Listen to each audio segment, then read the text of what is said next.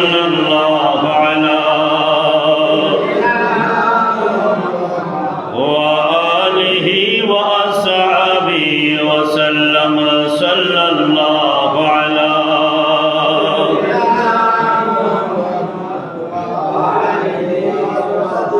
সাল্লি আলা রাসূলিনা সাল্লি আলা মুহাম্মাদিন সাল্লি আলা হাবিবিনা সাল্লি আলা মাদিন সাল্লি আলা রাসূলিনা على محمد صلى على حبيبنا صلى على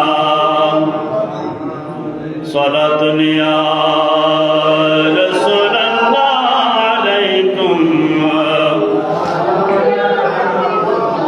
هو الحبيب الذي ترجى شفاعته لكل حال من الأحوال مقتحم صلاة يا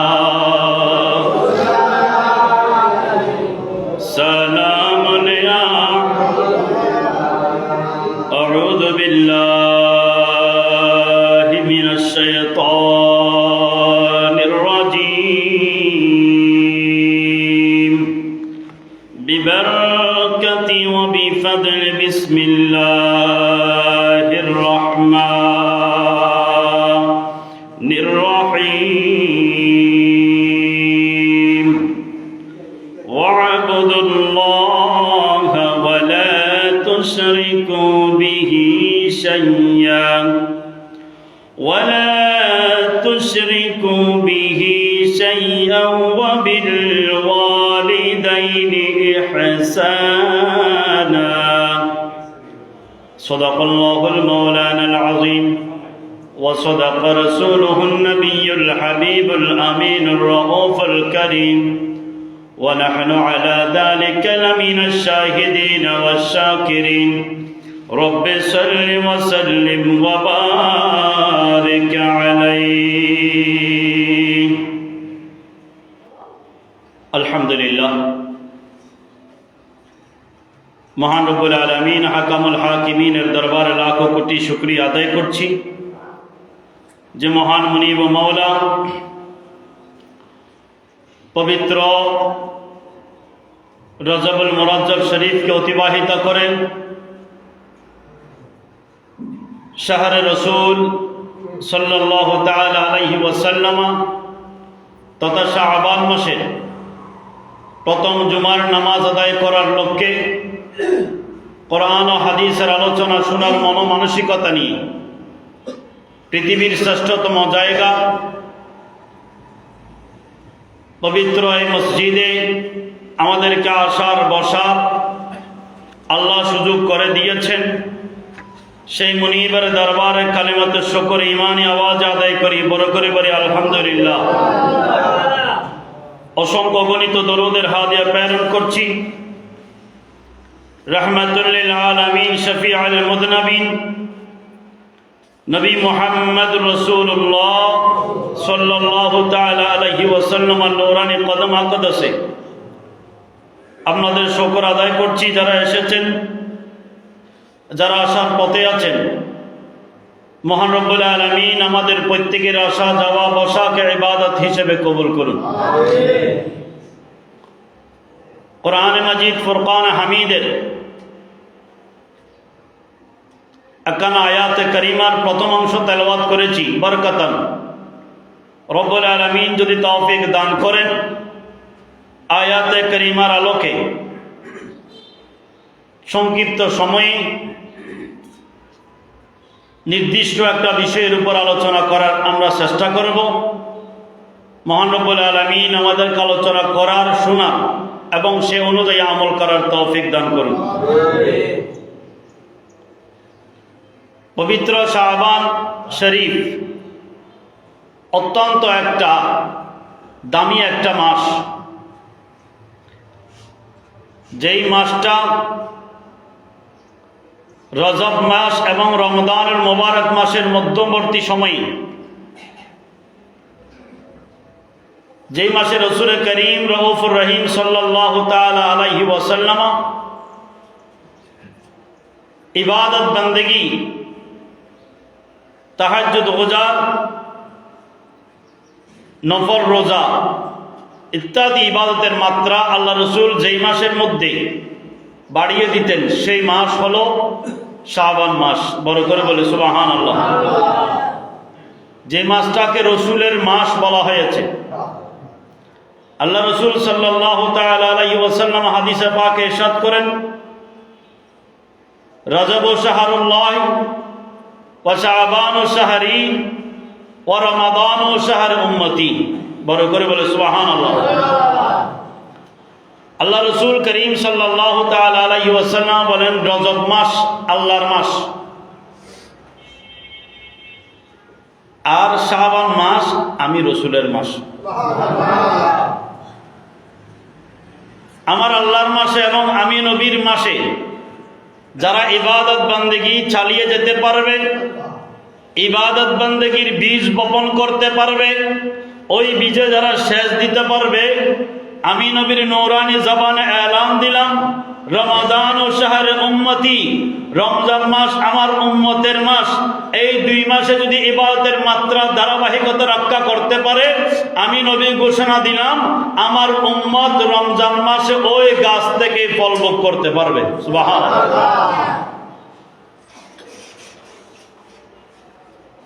রজব মাসে আমরা বীজ বপন করলাম, এটা বড় কথা নয়, কিন্তু ওই বীজ থেকে যদি গাছ হয়ে ফল খেতে চাই রমজান মাসে, ওই গাছে পানি দিতে হবে, বীজের মধ্যে পানি ডালতে হবে। গাছ আস্তে আস্তে আস্তে আস্তে বড় হবে। বড় হওয়ার জন্য যেই জিনিসটা দরকার, পানির দরকার, সেচের দরকার, সারের দরকার, ভিটামিনের দরকার, আর ওই ভিটামিন দেওয়ার মাস উপযুক্ত সময় হলো শাবান মাস। রসুল বলেন, শাবান মাসে যদি ভিটামিন দিতে পারে, শাবান মাসে যদি সার দিতে পারে, শাবান মাসে যদি কীটনাশক দিতে পারে, শাবান মাসে যদি ওই গাছের যত্ন নিতে পারে, আমি নবী ঘোষণা দিলাম আমার উম্মত যেই বীজটা রজব মাসে বপন করেছে, ওই বীজ থেকে রমজান মাসে ফল ভোগ করতে পারবে। রসুল করিম সাল্লাল্লাহু তাআলা আলাইহি ওয়াসাল্লাম শাবান মাস আসলে এতই বেশি নফল রোজা রাখতেন। সাহাবায়ে কেরাম বলেন, আমরা আল্লাহর নবীকে অন্য কোন মাসে, শাবান মাস ছাড়া অন্য কোন মাসে এত বেশি নফল রোজা রাখতে আমরা দেখি নাই। সুবহানাল্লাহ। সাহাবায়ে কেরাম রসুল করিম সাল্লাল্লাহু তাআলা আলাইহি ওয়াসাল্লাম থেকে জিজ্ঞেস করেন, হাদিসে পাক, অসংখ্য হাদিসে পাক আছে, তোর মধ্য থেকে দু একটা হাদিসে পাক আমরা আলোচনা করার চেষ্টা করব। আন আবি হুরায়রা রাদিয়াল্লাহু তাআলা أنه قال سمعت رسول الله صلى الله تعالى عليه وسلم يقول في خطبته نقوا أبدانكم بصوم شعبان لصيام رمضان فما من عبد يصوم منه 3 أيام إلا غفرت له ذنوبهم।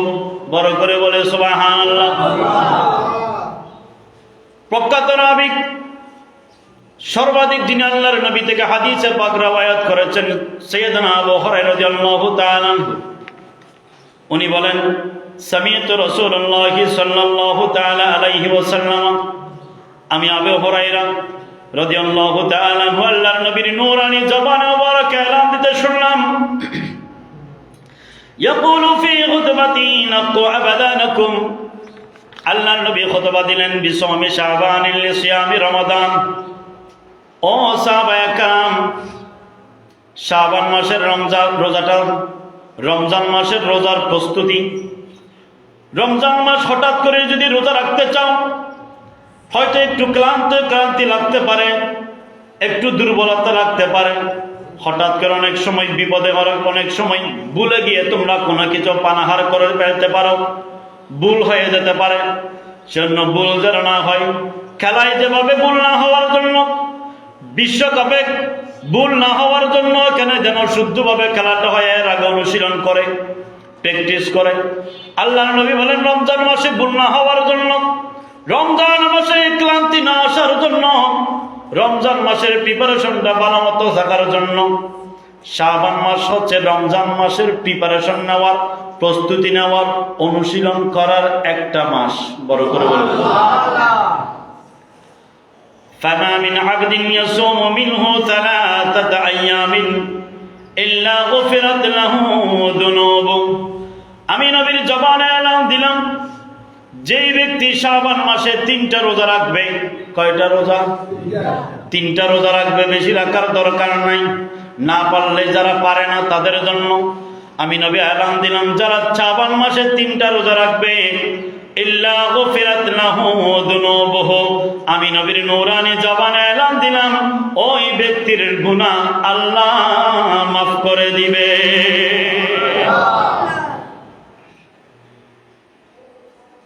ওই ব্যক্তির গুনাহ আল্লাহ মাফ করে দিবেন। অন্য হাদিসে পাকের মধ্যে হযরতে ওসামা ইবনে যায়েদ রাদিয়াল্লাহু তাআলা আনহু হাদিসে পাক নকল করেন।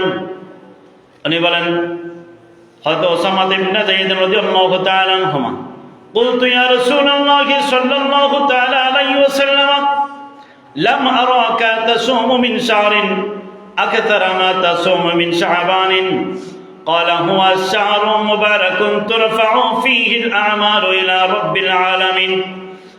আল্লাহ নবীর সাহাবী হযরত ওসামা ইবনে যায়েদ রাদিয়াল্লাহু তাআলা আনহুমা একদিন আল্লাহর নবী থেকে জিজ্ঞেস করেন, ইয়া রাসূলুল্লাহ, ইয়া হাবিবাল্লাহ, ওগো দয়ার নবী, মায়ার নবী, আপনি নবীকে তো অনেক সময় রোজা রাখতে দেখেছি, রমজান মাসের রোজা ছাড়া নফল রোজা রাখতে আপনি নবীকে দেখেছি। শুধু এতটুকু নয়, আপনি নবী আইয়ামে বীজের রোজা তথা চন্দ্র মাসের চাঁদের 13, 14, 15 3টা রোজা, প্রতি মাসে 3টা রোজা রাখতে আমরা দেখলাম, কোন সময় এই রোজাগুলো ছাড়তে দেখি নাই। ইয়া রাসূলুল্লাহ, ইয়া হাবিবাল্লাহ, কিন্তু শাবান মাসে দেখলাম ওই 3টা রোজা ছাড়াও আপনি নবীকে দেখলাম এমন রোজা রেখেছেন, এই মাসের একটা মাসের মধ্যে আপনি নবী এমন রোজা রেখেছেন, আমরা মনে করলাম আপনি নবী মনে হয় আর রোজা ভাঙবেন না, ধারাবাহিকতা রক্ষা করে রোজা রাখতেই থাকবেন দিনের পর দিন, মাসের পর মাস। মনে হইল আমরা আপনি নবী রোজা রাখতে থাকবেন। বড় করে বলে সুবহানাল্লাহ। ইয়া রাসূলুল্লাহ, এত বেশি রোজা রেখেছেন ওই মাসে, কারণটা কি? আল্লাহর নবী সাল্লাল্লাহু তাআলা আলাইহি ওয়াসাল্লাম জিজ্ঞেস করেন, ক্বালা হুয়া শাহরুম মুবারাকুন। দয়াল নবী কোন মাস? আল্লাহর নবী জিজ্ঞেস করলেন, সাহাবী ওটা কোন মাস ছিল? ইয়া রাসূলুল্লাহ, এটা শাবান মাস ছিল।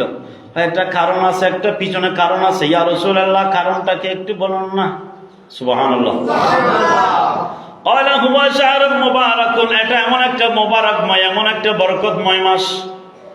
ও সাহাবীরা, অন্যান্য মাসও বরকতময় মাস, অন্যান্য মাসে বরকত আছে, ফজিলত আছে, কিন্তু শাবান মাসে একটা স্পেশাল একটা ফজিলত, একটা বরকত আল্লাহ রাব্বুল আলামিন দান করেছে।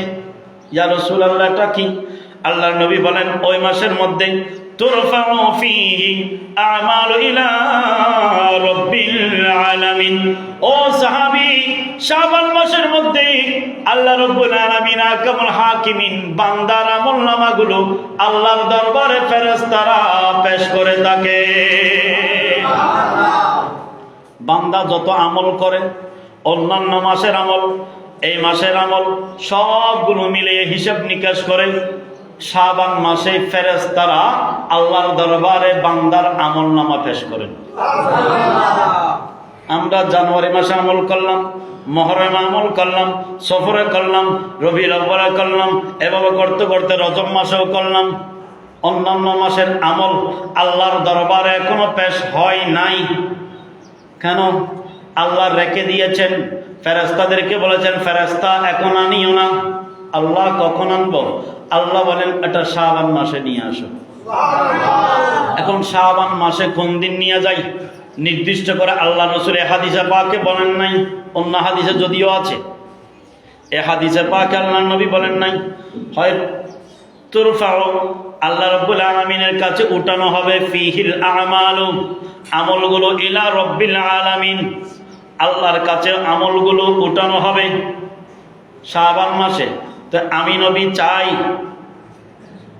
ফাউহিব্বু আন ইউরাদা আমালি ওয়া আনা সাইমুন। ও সাহাবী, আল্লাহর কাছে যখন আমলনামাগুলো উঠানো হবে, অনেকের আমল এমন ভাবে উঠানো হবে, আল্লাহ এইমাত্র নিয়ে আসলাম, আল্লাহ জিজ্ঞেস করবে আমার বান্দার আমল তো নিয়ে এসেছো, কি অবস্থায় এনেছো, আমার বান্দা তখন কি করছে? আল্লাহ আপনার বান্দা ক্রিকেট খেলছে, অমুক বান্দা কি করছে, অমুক বান্দা গাড়ি দিয়ে আছে, অমুক বান্দা কি করছে, জোয়া করতেছে, অমুক বান্দা কি করতেছে, শরাব পান করছে, অমুক বান্দা কি করছে, অন্যায় কাজ করছে, অমুক বান্দা কি করছে, আল্লাহ আপনার নাফরমানি করছে। এভাবে এক একজনের আমল এক এক ধরনের উঠানো হবে। আল্লাহর নবী বলেন আমি আশা করছি ফাউহিব্বু আন ইউরাদা আমালি ওয়া আনা সাইমুন। ও সাহাবী, আমি আশা করছি, আমি আল্লাহর কাছে এটাই কামনা করি, আমি আমার আমল যখন আল্লাহর দরবারে উঠানো হবে তখন যেন আমি রোজাদার অবস্থায় আমার আমল আল্লাহর কাছে পেশ করা হয়। সেজন্য আমি শাবান মাসের রোজা ছাড়ি না, কারণ শাবান মাসে তো আল্লাহর দরবারে পেশ করা হবে, কখন পেশ করে এটা তো আমি জানি না। সেজন্য আমার আমল নামা যেন আল্লাহর কাছে রোজাদার অবস্থায় পেশ হয়। আল্লাহ এমন অবস্থায় আমি আমল এনেছি, আল্লাহ আপনার বান্দা রোজাদার অবস্থায় আছে, জন্য চেষ্টা করবেন শাবান মাসে ইবাদতের মাত্রাটা ঠিক রাখার জন্য। কারণ শাবান মাসে আমরা একটু অলস হয়ে যাই, রোজা আইব না, রমজান মাস তো একদম ভালো করি, এখন একখানা করি জিরেই নেই, অলস হয়ে যায়। সেজন্য আল্লাহ রাসূল আমাদেরকে শিক্ষা দেওয়ার জন্য এই মাসে বেশি বেশি ইবাদত করেছেন, রোজা রেখেছেন। আল্লাহ আমাদেরকে ইবাদত করার, রোজা রাখার আল্লাহ তৌফিক দান করুক। যারা একদম পারে না, অন্তত 3টা রোজা, 13, 14, 15 তারিখের রোজা রাখলে শবে বরাতের রোজা হয়ে যাবে। বাকি সামনের 2টা রাখলে এগুলো সব মিলিয়ে 3টা মিলে আইয়ামে বীজ তথা সুন্নত রোজা এটা আদায় হয়ে যাবে। সুবহানাল্লাহ। আল্লাহ আমাদেরকে কবুল করুক, আমিন। সালাতুন ইয়া সালামুন ইয়া রাসূলুল্লাহ ইনজুর আলানা ইয়া হাবিবাল্লাহ ইসমা ক্বালানা সালাতুন ইয়া।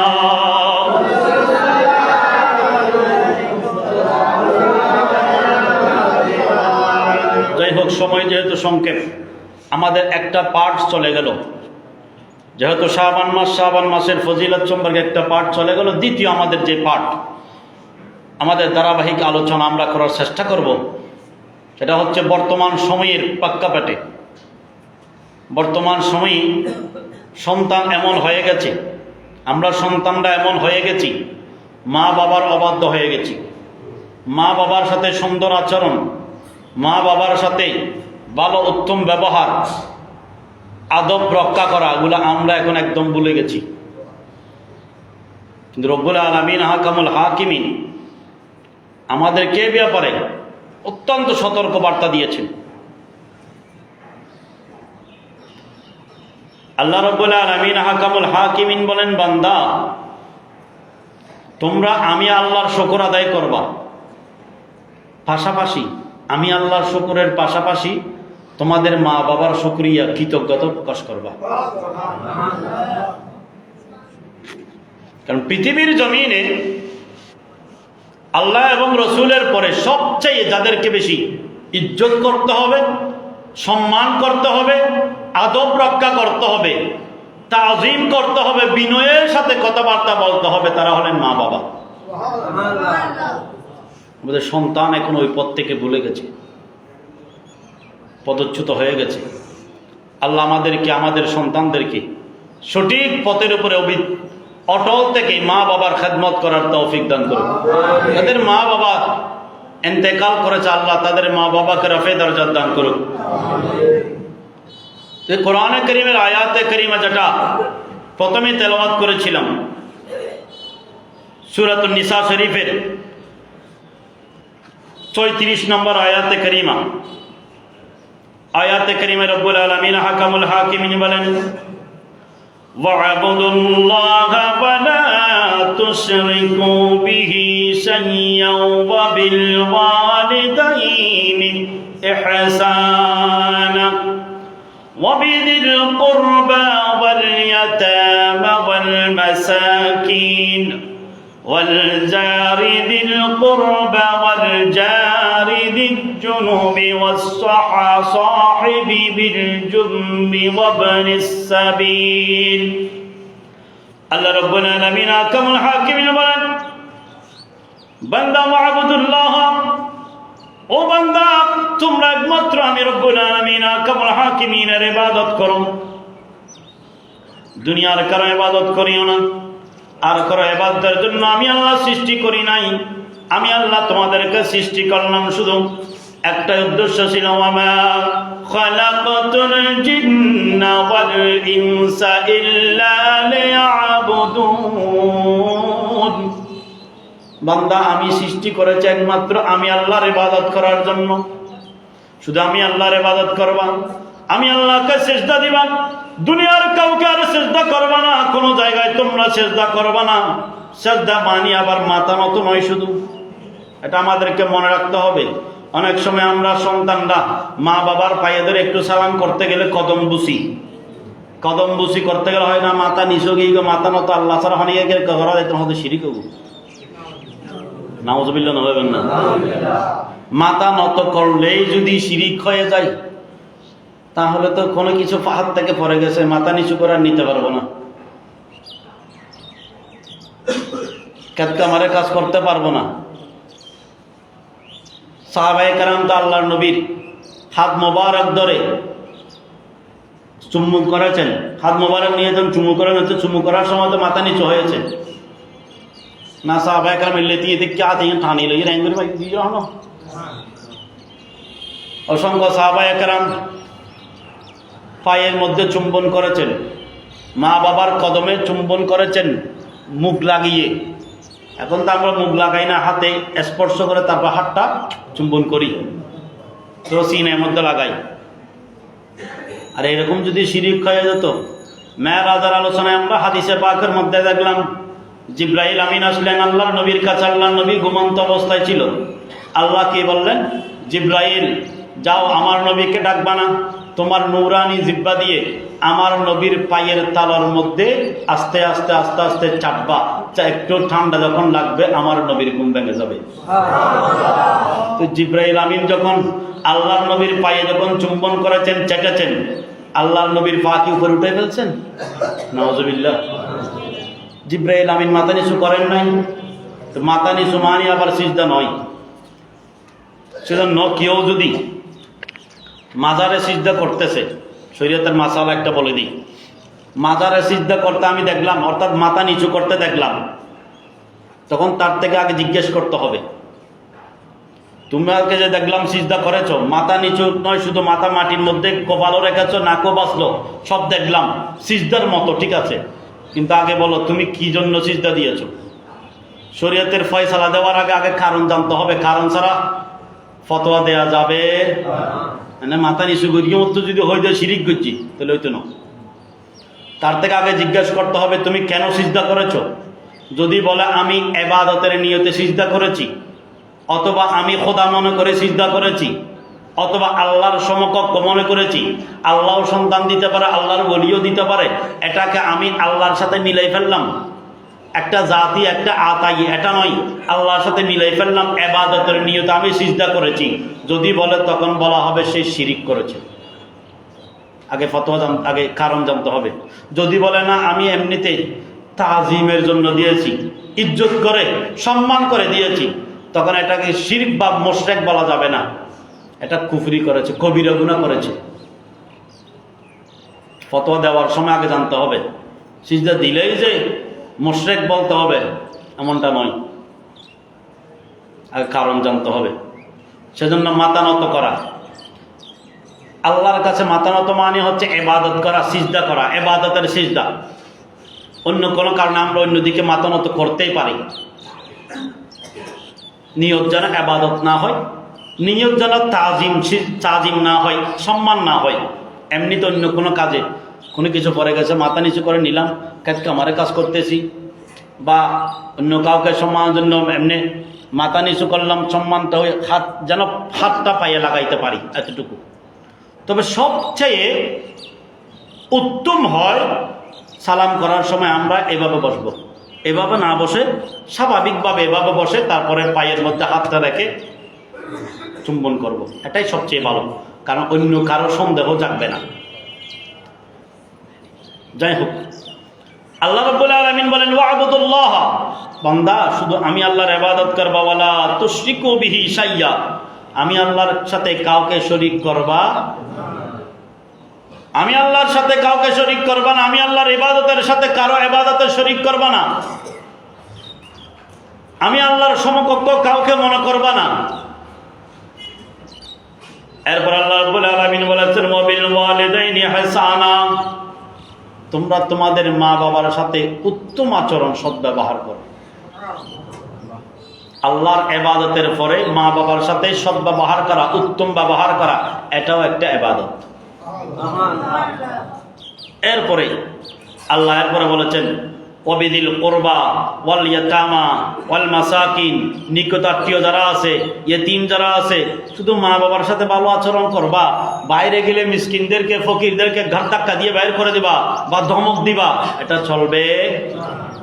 তাদের সাথেও করতে হবে। আল্লাহ একের সাথে বলেছেন ওয়াবিদিল কুরবা ওয়াল ইয়াতামা ওয়াল মাসাকিন ওয়াল জারিদিল কুরবা ওয়াল জারিদিদ দুনবি ওয়াস সাহিবি বিল জুনবি ওয়া বিনিস সাবিল।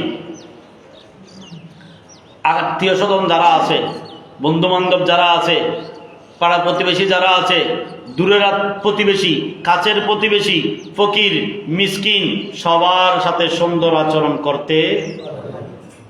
এখন তো আমরা আমাদের আত্মীয় স্বজন যদি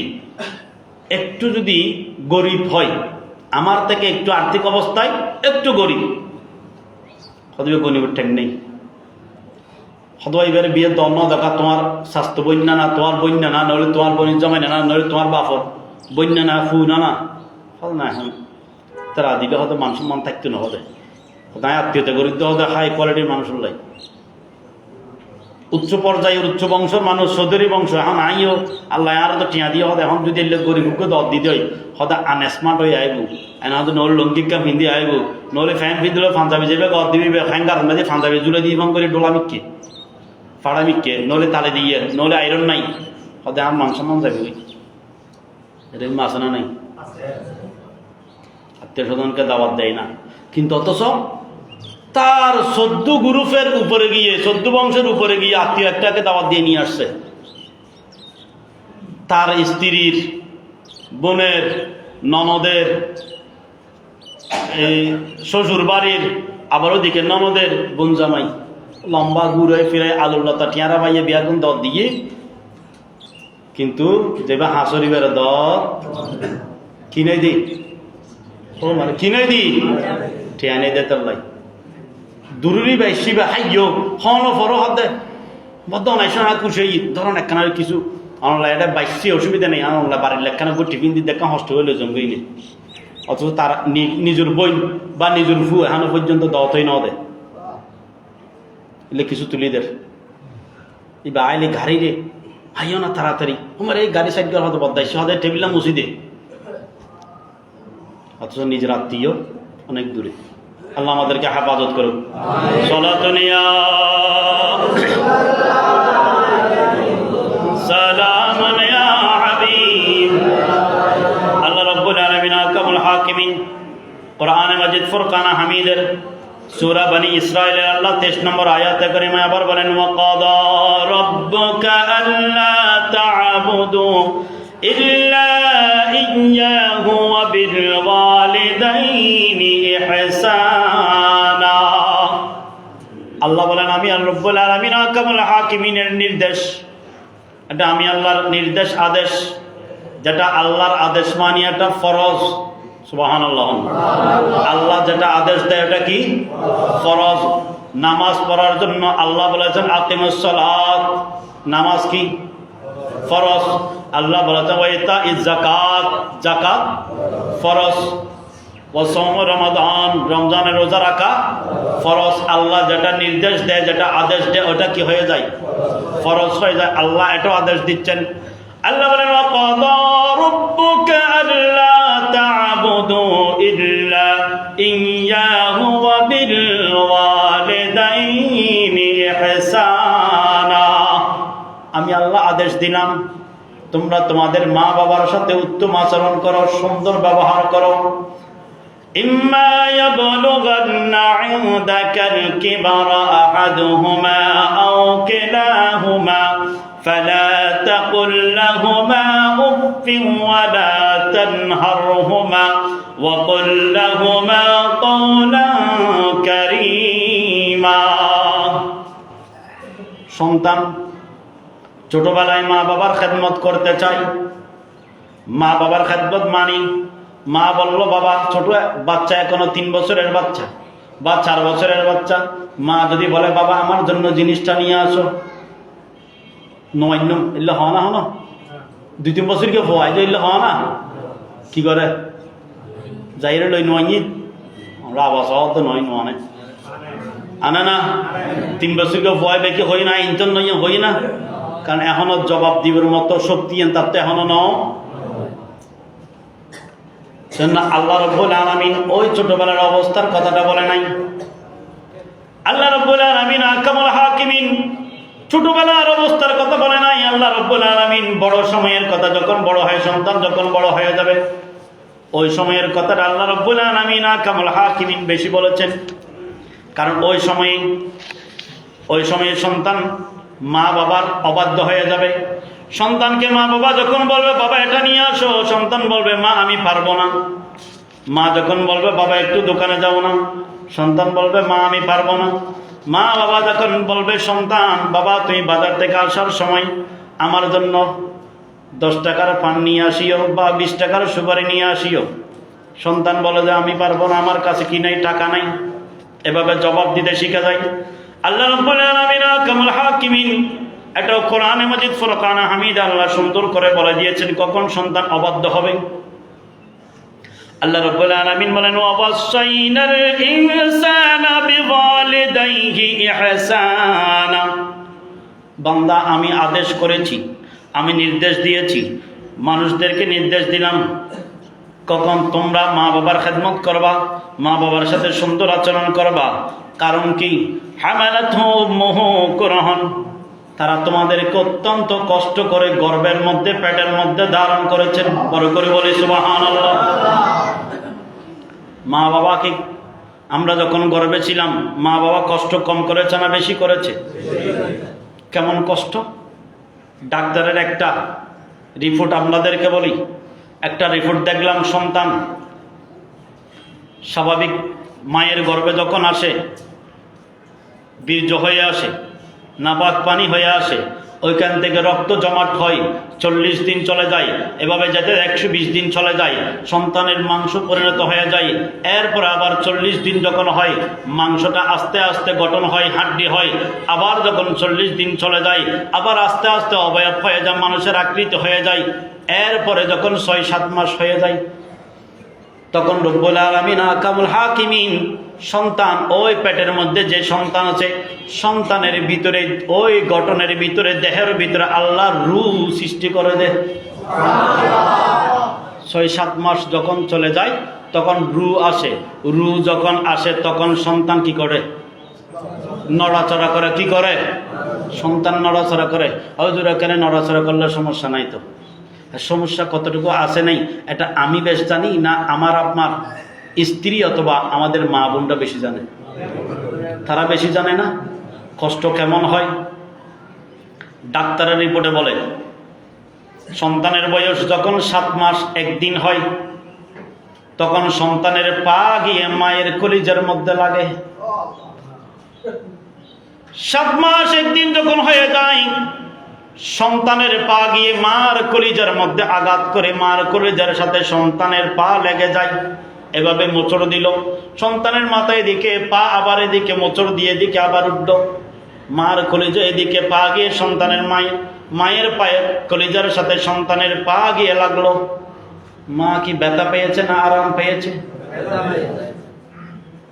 খেতে বসলো, হঠাৎ করে মা হঠাৎ করে উপরের দিকে উঠে গেল, পেট চাপাই ধরল। কি হলো? শ্বশুরি জিজ্ঞেস করে, বৌমা তোমার কি হলো?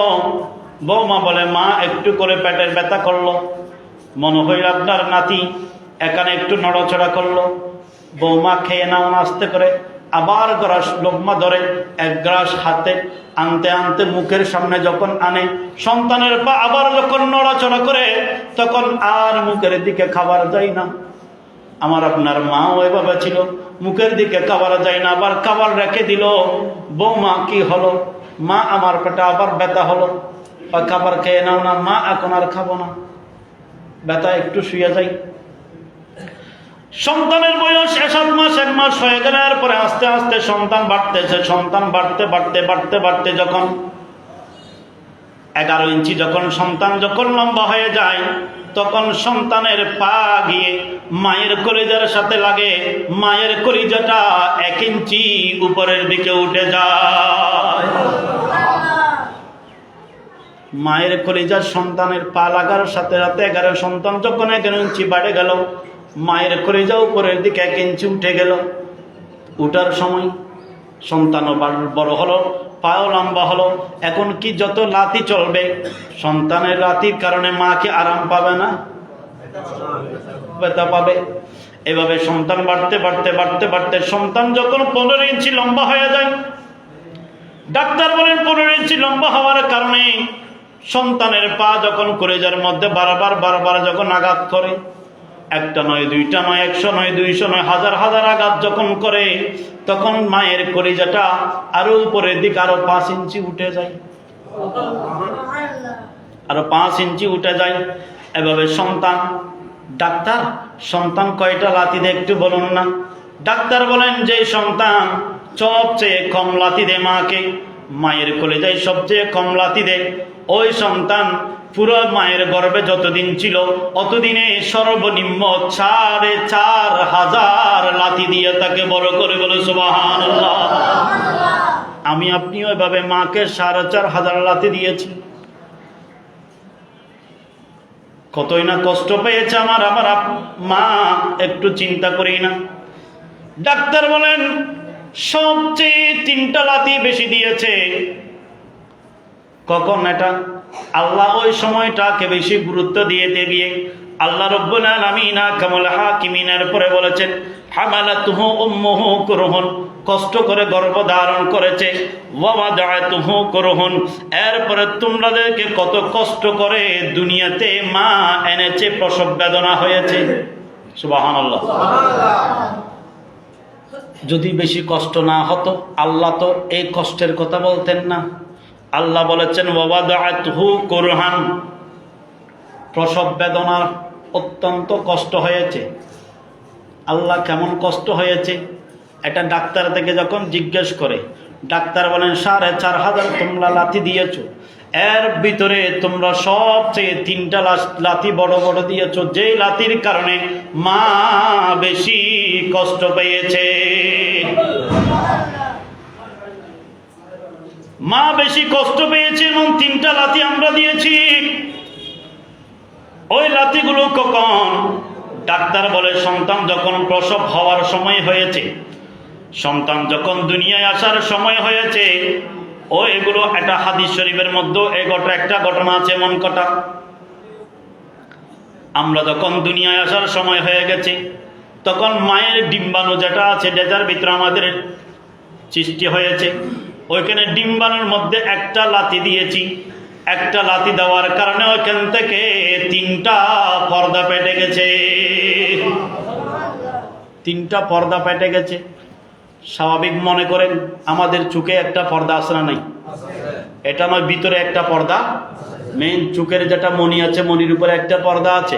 এই পর্দায় যদি আমরা একটা আঘাত করি, আরাম পাবো? ব্যথা পাবো না? এটা বাদ দেন, আমরা যখন অন্তর্ভুক্ত কোরবানির সময় তো আমরা সবাই জানি, গরু যখন জবে করি, কলিজা, গরুর কলিজার চতুর্পাশে একটা পর্দা থাকে। ওটা কাটলে তারপরে কলিজাটা বের হয়ে আসে, না হয় একটা ওই বেলুনের মতো ওখানে থেকে যায়। 3টা লাথি যখন দেয় তখন ডিম্বাণুর যে পর্দা, 3টা পর্দা একসাথে ফেটে যায়। এরপরে দ্বিতীয় লাথি যখন দিব, ডিম্বাণুর আরো 7টা পর্দা ফেটে যায়। তখন ওইখান থেকে ডিম্বাণুর 7টা পর্দা যখন পাটে, তখন ওইখান থেকে রক্ত বের হয়। বিয়াদবি মাফ করবেন, অনেকেই দেখেছেন, অনেকেই জানেন। আমরা যখন দুনিয়ায় এসেছি, আমার আপনার মা থেকে এভাবে রক্ত প্রবাহিত হয়েছে। একদম কম করে হলেও 2 কেজি রক্ত বের হয়। 2 কেজি রক্ত বের হয়। একটা ফোঁটা রক্ত তৈরি হতে কতই না খরচ হয়েছে, চিন্তা করেন। 2 কেজি রক্ত বের হয়। সাধারণ আমরা যদি কোথাও কেটে যাই, 1 ব্যাগ রক্ত যদি পরে যায়, দুর্বল হয়ে যায়। 1 ফোঁয়া রক্ত হবে না, পরে গেল কাটার কারণে, ফাটাফাটির কারণে, অথবা মারামারিতে গুলি ঢুকে, তখন আমাদের অবস্থা খারাপ হয়ে যায়। 1 ব্যাগ রক্তের জন্য 3-4 ব্যাগ রক্ত দিতে হয়। কিন্তু স্বাভাবিক যারা মা বোনরা, যারা সন্তান দুনিয়াতে প্রসব করেছে, তাদের এখনো পর্যন্ত রক্ত দেওয়ার প্রয়োজন হয়েছে? সিজার হলে এটা অন্য বিষয়। এরপরে 3য় লাথি যখন দেয়, ওই 3য় লাথির কারণে মায়ের কলিজার চতুর্পাশে যে আবরণটা আছে, পর্দাটা আছে, ওই পর্দাটা ফেটে যায়। 3টা লাথি সবচেয়ে মারাত্মক। এই মা 3টা লাথি সহ্য করে এরপরে আমাকে আপনাকে দুনিয়াতে এনেছে। বড় করে বলে সুবহানাল্লাহ।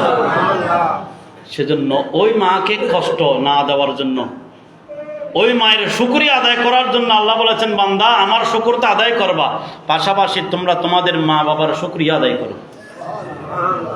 সময় তো সংক্ষেপ, সেজন্য আমরা ওদিকে যেতে পারি নাই। ডাক্তারের রিপোর্ট এখন যেটা আসি, সর্বশেষ এটা বলে শেষ করে দিব। তো এখন হুজুর পর্দা তো পেটে গেছে, কলিজার পর্দা ফেটে গেছে, এখন কি হবে? এখন ওটা আবার জোড়া লাগবে কেমনি? ডাক্তারের চাইছে বলেন, হয় সন্তান দুনিয়াতে আসার পর, স্বাভাবিকভাবে সন্তান দুনিয়াতে আসলো, দুনিয়াতে এসে সন্তান যখন কান্না করবে, সন্তানের কান্নার আওয়াজ যখন মায়ের কান দিয়ে ডুববে, পৌঁছবে, তখন যতই বেশি যাবে ততই তাড়াতাড়ি তার ওই মায়ের আবরণটা, কলিজার চতুর্পাশে যে আবরণ ছিল, পর্দা যেটা ছিল ফেটে গেছে, ওটা আবার জোড়া লেগে যাবে। আল্লাহ কিসের ভিতরে কি রেখে দিচ্ছে? এই যে কষ্টের কথাটা বললাম, এই কষ্ট আমি আপনি সহ্য করতে পারবো? 4,500 আমরা লাথি দিলাম। ডাক্তারকে এখন জিজ্ঞেস করেন, ডাক্তার তো মাকে দিয়েছি, বাবাকে দিলে কি হবে? ডাক্তার বলেন, মাকে যে লাথিগুলো দেওয়া হয়েছে 4,500, ওইখান থেকে একটা লাথি যদি মা বাবার কলিজায় যদি লাগে, দেয়, বাবা আর বাঁচবে না, মারা যাবে। 4,500 লাথি সহ্য করার ক্ষমতা মাকে দিয়েছেন কে? আল্লাহ। ওই মা এতগুলো লাথি সহ্য করে, এত যন্ত্রণা সহ্য করে, এত কষ্ট সহ্য করে ওই মা আমাদেরকে দুনিয়ায় এনেছেন, ওই মা আমাদেরকে লালন পালন করেছেন, ওই বাবা আমাদের ভরণ পোষণ করিয়েছেন, ওই বাবার রেহেম দিয়ে ওই মায়ের মাধ্যমে আমরা দুনিয়ায় আসতে পেরেছি। ওই মা বাবাকে সম্মান করার দরকার, ইজ্জত করার দরকার, সুন্দর আচরণ করার দরকার, গালি দেওয়ার দরকার। হ্যাঁ ঠিক আছে, ঠিক আছে। আল্লাহ আমাদেরকে কোরআন হাদিস মোতাবেক আমল করার তৌফিক দান করুন। রাসূল সেজন্য মায়ের হকের কথা 3 বার বলেছেন। আল্লাহ যদি তৌফিক দান করেন, হাদিস পাক এবং অন্যান্য কোরআনের আয়াত দিয়ে আমরা আগামী জুমা থেকে এভাবে ধারাবাহিক আলোচনা করার চেষ্টা করব। হয়তো আগামী জুমায় আমাদের শবে বরাতের আলোচনা হতে পারে, এরপরে ধারাবাহিক আমরা আলোচনা করার চেষ্টা করব। আল্লাহ আমাদেরকে আমল করার তৌফিক দান করুক, আমিন। আপনাদেরকে একটা নিউজ দিই, সেটা হচ্ছে, যেহেতু রমজান আমাদের সামনে চলে